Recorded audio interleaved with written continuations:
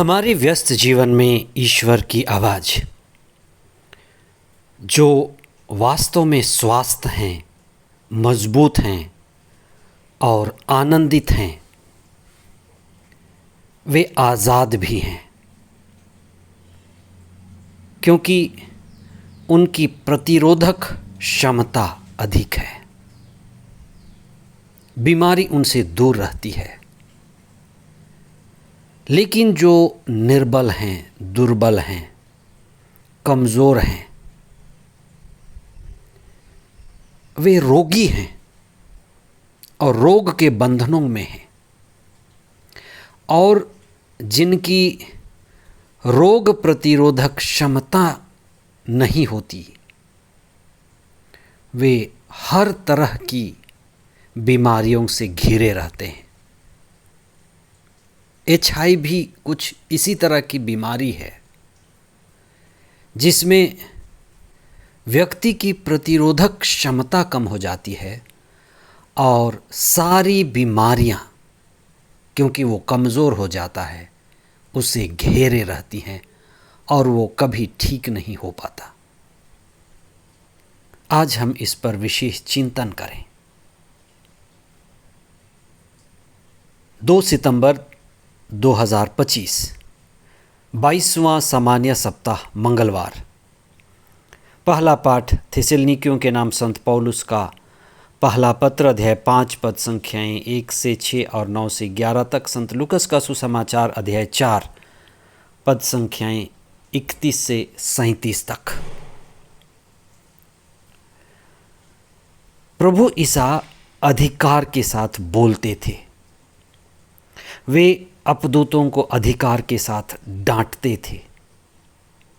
सुसमाचार कहती है कि प्रभु अशुद्ध आत्माओं को अधिकार और सामर्थ्य के साथ आदेश देते थे और वे निकल भागते थे।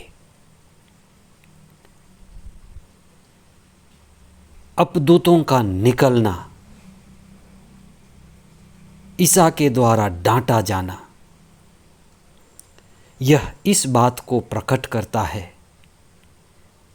कि प्रभु ईसा आत्मा, शक्ति और सामर्थ्य से संपन्न थे और वे हमें शक्तिशाली और बलवान बनाने आए थे। वे हमारे बीच ईश्वर का राज्य लेकर आए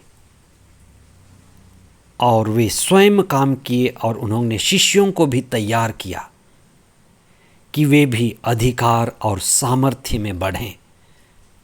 पवित्र आत्मा के द्वारा, प्रभु की शिक्षा के द्वारा वे अधिकार और सामर्थ्य में बढ़ें। आज हम इस पर चिंतन करें। उत्पत्ति ग्रंथ में अध्याय 1, पद संख्या 28 में प्रभु आदम और हेवा से कहता है कि फलो फूलो और पृथ्वी पर फैल जाओ और उसे अपने अधीन कर लो।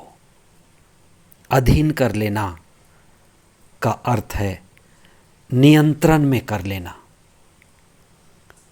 अपने अधिकार के दायरे में रख लेना, उस पर विजयी पाना।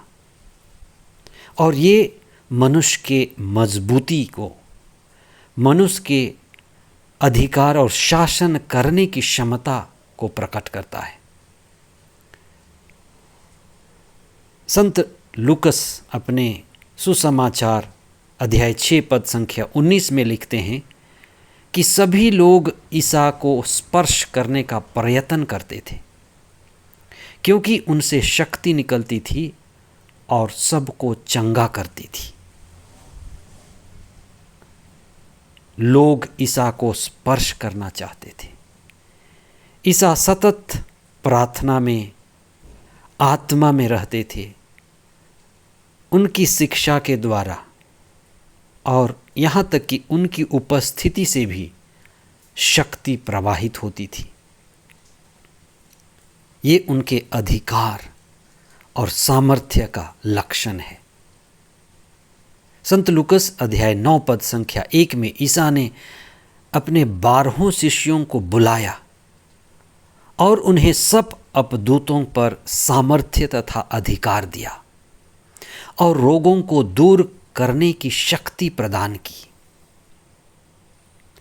ईसा जो ईश्वर का राज्य हमारे बीच लाए और शिष्यों को ईश्वर के राज्य स्थापित करने के लिए भेजा, तो अधिकार और सामर्थ्य के साथ भेजा, अपनी शिक्षा और पवित्र आत्मा के साथ भेजा। तो ईश्वर कार्य करता है आत्मा के द्वारा, ईश्वर कार्य करता है प्रभु की शिक्षा के द्वारा, और सारी निर्बलता दुर्बलता दूर करके हमें आज़ाद करता और मजबूत बनाता है। इसलिए ईसा हमारे खोए हुए सामर्थ्य और अधिकार को लौटाने आए। पवित्र आत्मा जो हमसे दूर हो गया था या हम ईश्वर से दूर हो गए थे, उसी रिश्ते को जोड़ने के लिए आए। निर्बलता, दुर्बलता और कमज़ोरी ये हम मनुष्यों का असली स्वभाव नहीं है। बीमारी, कमज़ोरी ये हमारा असली स्वभाव नहीं है, ये संसार का दुष्प्रभाव है, ये ईश्वर से दूर होने का कुप्रभाव है। हमारा असली स्वभाव आत्मा पूर्ण होना और शक्ति संपन्न होना है। हमारा असली स्वभाव आत्मा का स्वभाव है, जिसका लक्षण आत्मबल है, आत्मचेतना है, सत्य और आनंद है, पवित्रता है, ईमानदारी है। इसलिए हमें इस बात पर चिंतन करना है कि अदन वाटिका ने आदम से क्या छीन लिया। अदन वाटिका में आदम ने क्या खोया। आदम ने अपने अहंकार में आकर ईश्वर से रिश्ता खोया, ईश्वर से दूरी बनाई, पवित्र आत्मा को खोया। और यही कारण कि वह दुर्बल हो गया, निर्बल हो गया, कमज़ोरी आ गई और उसकी दुर्दशा बद से बदतर होती गई। जब हम ईश्वर से दूर हैं, तब हम निर्बल और दुर्बल होते जाते हैं। ईसा हमें ईश्वर के राज्य में नागरिक बनने के लिए अधिकार, शक्ति और सामर्थ्य देने आए। आप याद रखें, संत लूकस के सुसमाचार अध्याय 4 पद संख्या 18 में वे लिखते हैं, प्रभु कहते हैं कि प्रभु का आत्मा मुझ पर छाया रहता है, और उसी आत्मा की में होना, आत्मा पूर्ण होना और उसी की प्रज्ञा में बढ़ना, प्रज्ञावान होना है।